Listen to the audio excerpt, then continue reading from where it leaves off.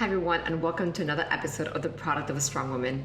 Thank you so much for your time, your presence, and I'm beyond grateful right now to be sitting here recording this episode because it feels like it's been a long time. It has been actually, it's been a month or a little over a month, but this is the last day of October and October is my birthday month, and I celebrate my new year as also my birthday. So this is the month where I do a lot of reflections. I'm like writing goals or writing down things I need to work on, things I need to let go, things I need to, just so many things. So usually it tends to be a very heavy year for me, but this year I would definitely say was definitely a heavy but exciting year. So I will be doing an episode in regards to the birthday practices because I share with some people what I do. They were asking me when I was doing my birthday and I just kept sharing and they were quite interested. So it's been life-changing for me and I will be sharing that quite shortly. So today I want to talk about tools that begin to help us accomplish a task, but then it turns around and it becomes a tool that help us avoid an emotion, avoid just the deep core of things that we're trying to suppress. So unintentionally, obviously, because we wouldn't know we're doing this.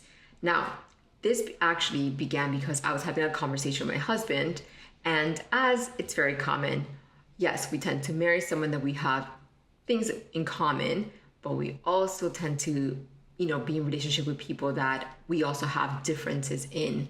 And some of them tend to be quite strong. But for me, in this case, since I can remember when I met my husband, one of the things that we constantly would kind of talk about and also have conflicts on was the fact that I'm someone that can easily let go of things. I don't keep anything that I probably should keep. And him, on the other hand, he's the person that would hold on to things, and it's very difficult for him to let go. Now, as I was having this conversation with him, because time is coming up, season changes, going through things, me wanting to get rid of things again, and I had this memory come up, and the memory was of during the first month that we said that we met, I remember my phone had broken and I needed to go get it fixed. When I went to the store, the person told me, hey, you need to find a way to save your pictures because you're going to need a new phone and I cannot transfer these pictures over. So do you have a place that we can download them and so forth? And I automatically said, no, it's okay. Just get rid of them. It's not a problem. And I could still see his face because he was quite just shocked for a quick second, like, what? Like, you don't care for these pictures, like these memories? And no, I honestly, at that moment, I was just like, no problem. But as I'm having this conversation with my husband, and yes, I will talk and I have this memory come up, I'm thinking like, oh my God, we don't have a picture of our first date. And I say to my husband in the conversation, hey, I'm so sorry, but I want to just share that I had a memory of a time that I had to fix my phone when we first met. And we don't have a picture of our first date. And that is true because they did not take pictures of our first date. I was the one that took pictures. And I said, this is not me getting rid of things because it's no longer of value. Not everything, I would say, because there are some things that should be donated. But I also get rid of things because I have a hard time holding on to emotions, holding on to things. And this is not the first time I do that.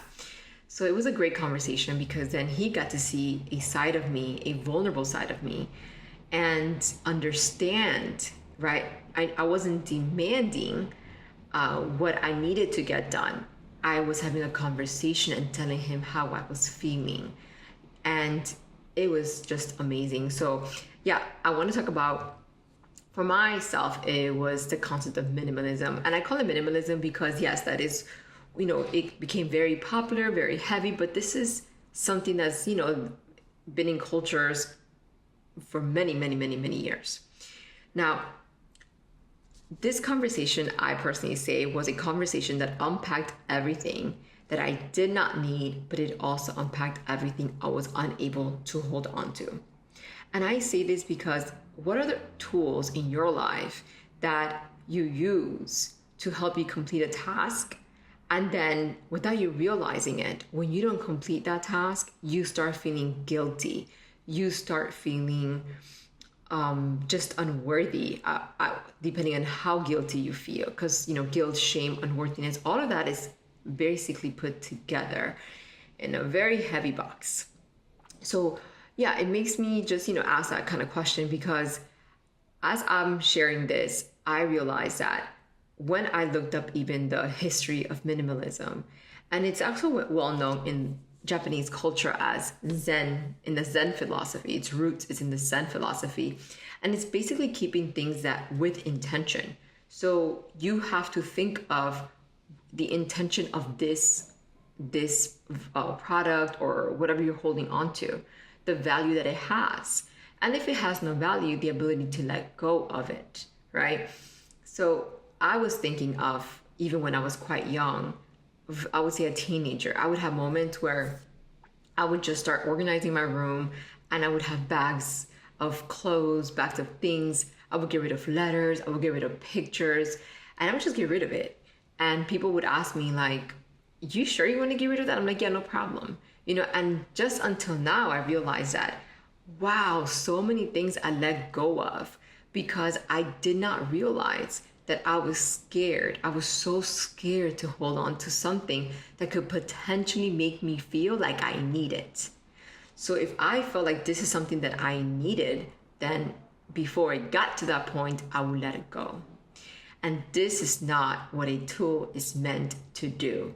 A tool is meant to help you complete a task, help you evolve to the next season of your life, to help you evolve into the next, a goal that you have. That's this goal, but it's not meant to be the solution of why you want to get to the other side. It's a tool to help you, not to solve. And I think for me now, looking back, I realized that what I used this tool for was as a solution. I was trying to help let it be used as a solution so that I can avoid feeling any attachments, any emotions of that matter. Now, when I mentioned in regards to, decluttering, because I've done it so much, and when I feel overwhelmed, that is my go-to, get rid of things. I realized too that one of the things that I was okay, anytime that I feel overwhelmed and I feel the need to use this tool, I need to be very careful, because I'm not using this tool intentionally for a specific task. I'm using this tool intentionally for an emotional task, to help me emotionally deal with something. So yes, I'm talking about minimalism, but there's other tools. What is it if it's, if you told yourself for the new year, okay, I'm going to journal every day, or I'm going to journal or read, or I'm going to meditate, or I'm going to work out, I'm going to use very popular calendar, because I love me some beautiful calendars. And the moment you do not get that task done and you feel guilty, you feel like, man, I can't believe I didn't do this. And then you start really talking down to yourself because you didn't do something, then the tool is not the problem. The tool is not what is causing you to feel that way. You already feel this way because of something else. You were just using this tool to help you whenever this feeling would come up, whenever you felt triggered. We use these tools to help us kind of navigate that emotion, right? So for me, and I feel like this is such an amazing area to look at because it became so popular, but yes, as we became more minimalist, some people, not all, right? It also creates space. It creates space in your mind to really just open up and think of things, because eventually there's going to be a time where you cannot get rid of things, right? One. And two, I realized I was overthinking. Now, in regards to this specific tool, which is for me is a minimalist, I would say that I used it as the fact that I was having a hard time when I wanted to get something, when I wanted to purchase something. I would think very well, oh my God, do I really need this? Because if not, then I'm going to get rid of it later on easily, right? So this is something that I really wanted to share. I thought it was such an area that we use so many tools nowadays, apps, all these notebooks and reading, and it's all great. I use them. I work out, I journal, I read, I do all of that. But I have learned now that I actually purposely give myself, when I feel really heavy, which I did this month, I do work out quite regularly because I meditate during my workouts. I purposely stopped working out. I remember 1 week straight. And I told myself, just to prepare myself, hey, a whole year, or not a year, but like years of me working out, it's not going to change for 1 week of me not working out. So let's sit with this. So when I feel very heavy emotionally, that's what I did. I stopped using one of the tools that I enjoy, which is that. And then what I did though, I did write down what I was feeling, and then I got back into working out the following week. But this is something that I really wanted to kind of just food for thought. What are tools in your life that you're using that really frustrates you, that really makes you feel guilty when it doesn't get done, when it doesn't get accomplished? And when you have that feeling of, man, I didn't get this done, or I didn't feel this way, what is the actual feeling, the outcome of it? Is it, do I feel like I never complete anything? And if I never complete anything, do I feel worthy still? And these are just areas that are, yes, it goes heavy, but I think it's worth taking a moment to look at. So yes, so I wanted to really share this, and I would love to hear your thoughts about this topic.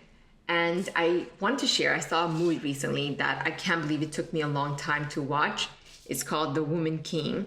And there was 2 pieces in this movie that I thought was just so amazing. And I want to share it because I feel that it was actually dealing with this when we are trying to suppress an emotion through using a tool. So now the first, the main character, her name is Naniska. And Naniska is the Woman King. Now this is based on a true story, but yes, they do add extra drama and things like that so that, it can make it to the movie theater. But it's a beautiful, beautiful story. Now, Naniska, when she was younger, she experienced a lot of trauma. And then she joined this tribe of, and she would train women. So the tribe, the fighters were specifically, like their top fighters were women. And now she had been experiencing a lot of nightmares since she was young. And in this episode of the movie, because I don't want to give the whole movie away, there was a moment where she wanted to complete a task, and she had brought it up to the king, and the king told her, no, you could not do the task because you're putting this tribe at risk. But she had a moment where she realized she had to do this, and she decided she was going to complete this task. So as she's getting ready to leave at nighttime, hidden so nobody sees her, her really good friend that's been with her kind of knew that she was going to do that, and she stops her and tells her, not to go because this will even cause her death if the king finds out. Now, the nightmares that Naniska was having, she had been sharing this, very to her close friends for years. And this is when Naniska tells her friend, she said, in my dream, the beast I am so frightened of, it is me. It is that girl who was silenced in these shackles by those men. I've hidden her away, I have denied her pain, but I am going to hear her now. I was blown away just by the first sentence when she said that beast that she's scared of in her nightmare, every time she feels this, fear, it was her. It was a part of her that she kept pushing in, that she kept suppressing, but she realized the only way to get through that is to bring justice to that part of her, that child, that young woman, I believe it was, the young woman that experiences trauma. So she went ahead and she did this. So, when I talked about tools, for her, I realized throughout the whole movie, her big thing was that we don't feel emotions. We continue fighting. We continue doing this. We avoid whatever it is to cut off an emotion. And yes, at certain times of our life, it is necessary. If you're going through a serious trauma, a serious hard time in your life, but then once that settles down, it is important to also look at it, because the person that's going to haunt you without you realizing is yourself. Yourself trying to kind of release itself and trying to find justice to kind of move on. And her tool that she used, which was basically move on, move on, move on, it had met its limit. I guess that's how I felt when I had the conversation with my husband and had that memory.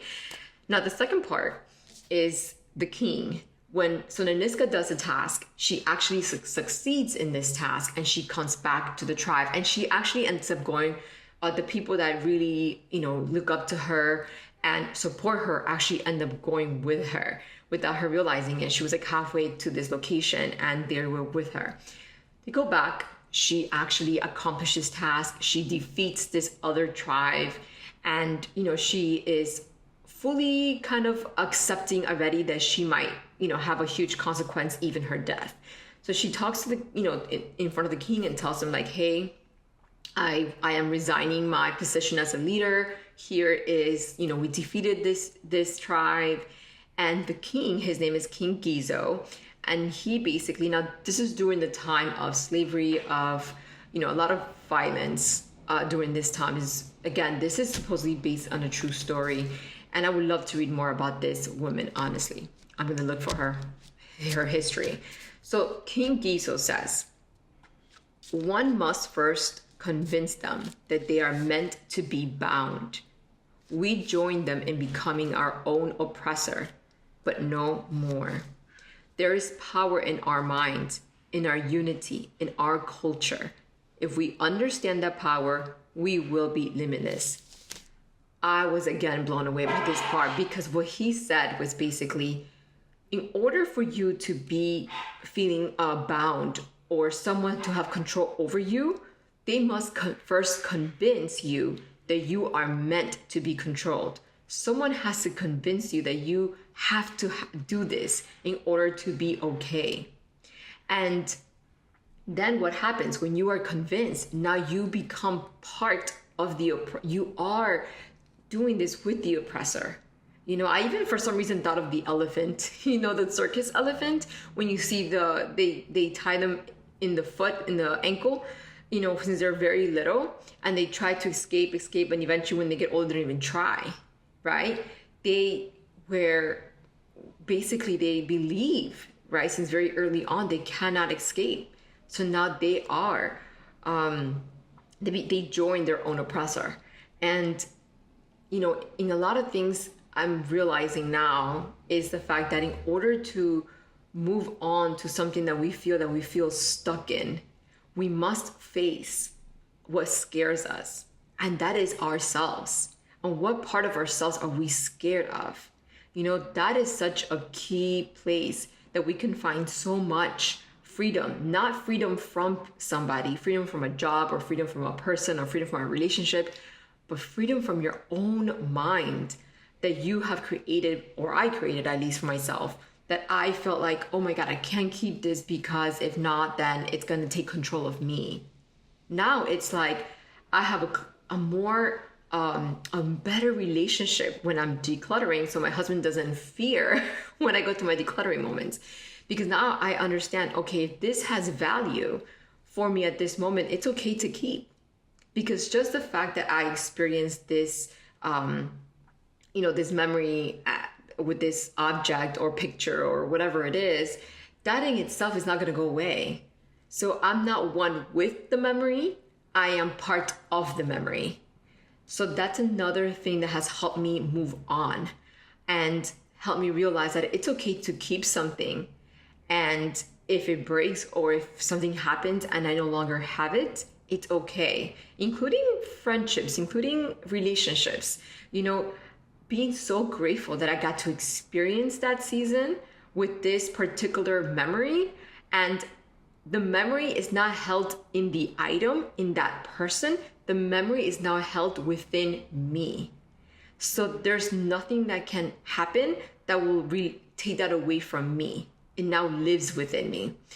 So this is such an amazing, this month has been amazing. And I would really, truly love to hear, what kind of tools you use that you have felt that it kind of turned around and it felt like the tool was using you, right? Like that's how I felt.